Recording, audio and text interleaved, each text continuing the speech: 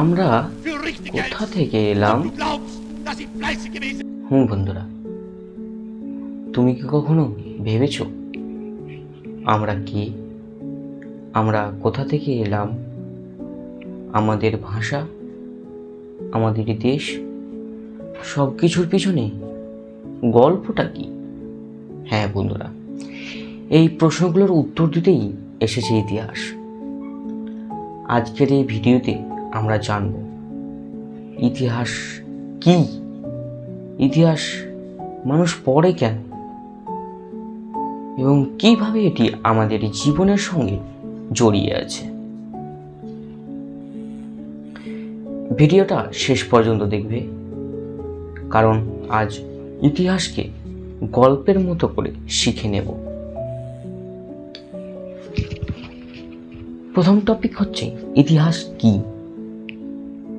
Actually ইতিহাস মানে হলো আগের দিনে যেসব ঘটনাগুলো ঘটেছিল সত্যিকারের, সেই ঘটনাকে নিয়ে একটি গল্প।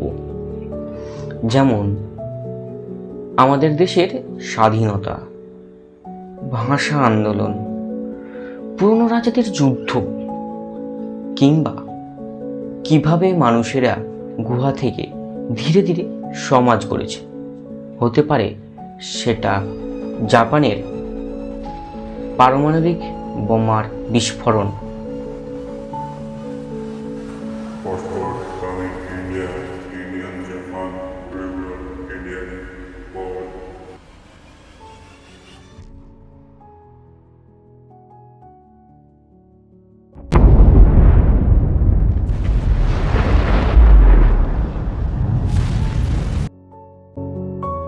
এগুলোকেই তো আমরা ইতিহাস বলি, তাই না? ইতিহাস কোনো কাল্পনিক গল্প নয় বন্ধুরা, এটা কিন্তু সত্যি। ইতিহাসের যাই পড়ছি এটা আমাদের জীবনের কিছু সময় আগে ঘটে গেছে। ইতিহাস কিন্তু কোনোদিনও কাল্পনিক গল্প নয়, এটি সেই গল্প যা সত্যি ঘটেছে আর যেগুলো আমাদের জীবনের শিকড়কে চিনে। এক কথায় মনে রাখবে, ইতিহাস মানে অতীতের গল্প যা আমাদের শেখায় কিভাবে সামনে এগোতে হবে, কিভাবে নিজের জীবনের ভুলগুলোকে ঠিক করে নেব এবং আমাদের জীবনকে সামনে এগিয়ে নিয়ে যাব।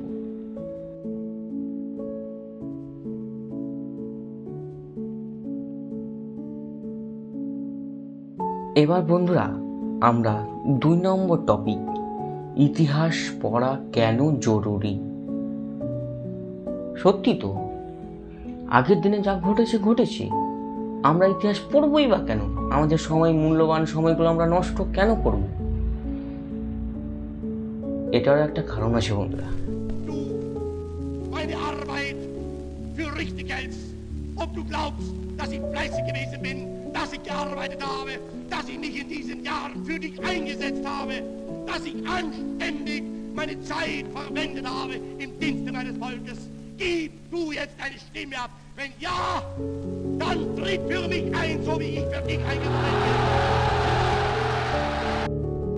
1 নম্বর পয়েন্ট হচ্ছে ভুল থেকে শেখা।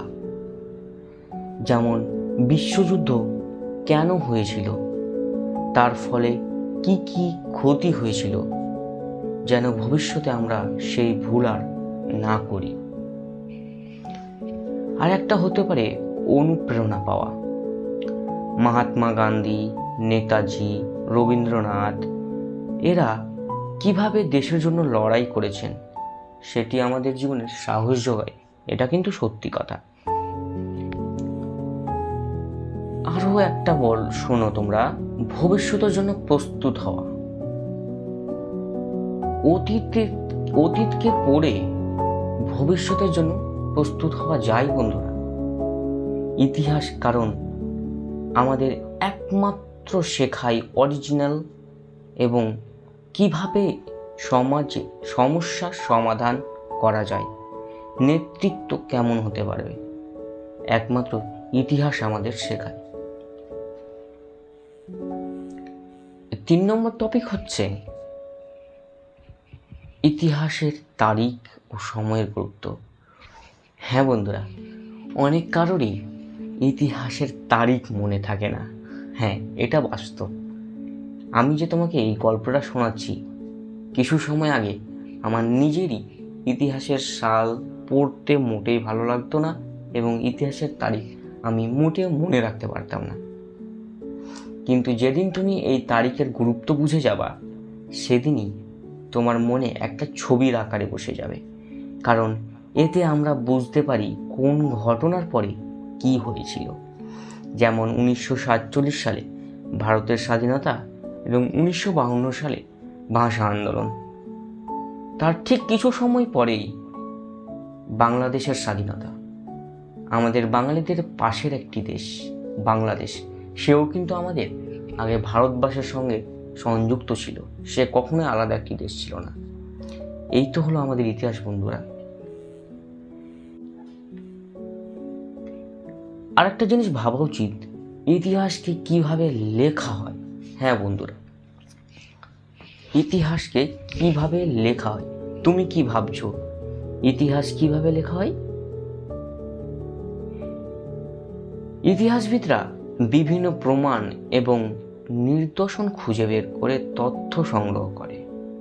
অ্যাকচুয়ালি যারা ইতিহাস লেখে তারা বিভিন্ন রিসার্চ এবং সেই জায়গায় চলেও যায় এবং বিভিন্ন জিনিস হাঁটিনুটি করে খুঁজে বেড়ায় এবং সঠিক তথ্যটা লেখে।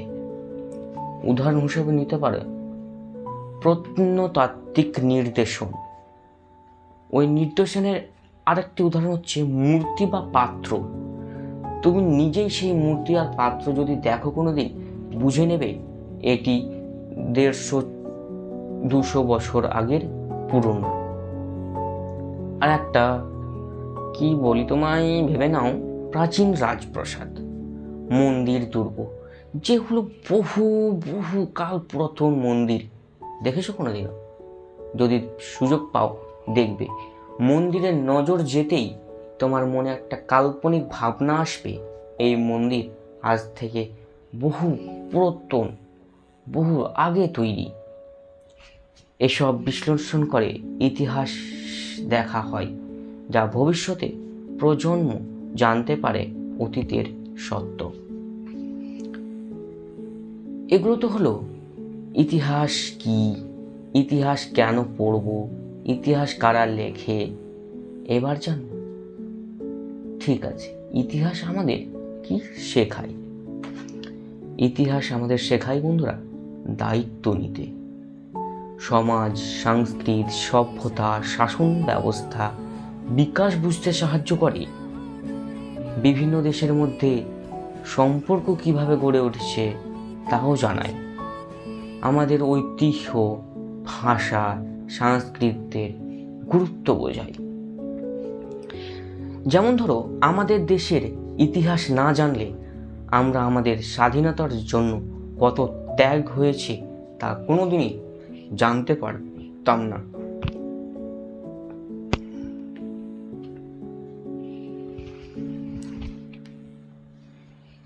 আর একটা জিনিস, ইতিহাস কিভাবে পড়লে সহজ মনে হবে। ইতিহাস সবসময় তুমি গল্পের মতো করে পড়ো। আর পড়ার সময় কিন্তু মানচিত্র ব্যবহার করো। ঘটনাগুলোর টাইমলাইন আকারে লিখে নাও। পরিবারকে কাউকে গল্পের মতো করে শোনাও।